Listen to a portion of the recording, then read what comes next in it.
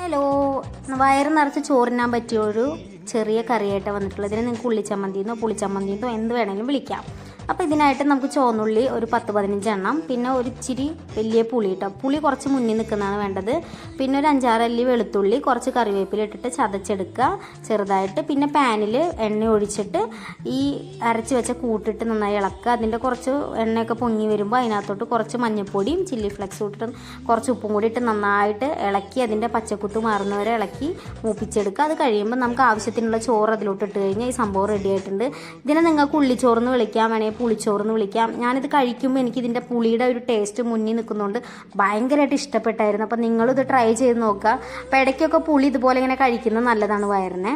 അപ്പോൾ നിങ്ങളിത് ട്രൈ ചെയ്ത് നോക്കിയിട്ട് കമൻ്റായിട്ട് അറിയിക്കുക. അപ്പോൾ ഞങ്ങളുടെ ചാനൽ ആദ്യമായിട്ട് കാണുന്നവരാണെങ്കിൽ ഒന്ന് സബ്സ്ക്രൈബ് ചെയ്ത് സപ്പോർട്ടാക്കുക. അപ്പോൾ താങ്ക് യു. ഇന്നത്തെ വീഡിയോ ഇത്രയേ ഉള്ളൂ. ബൈ.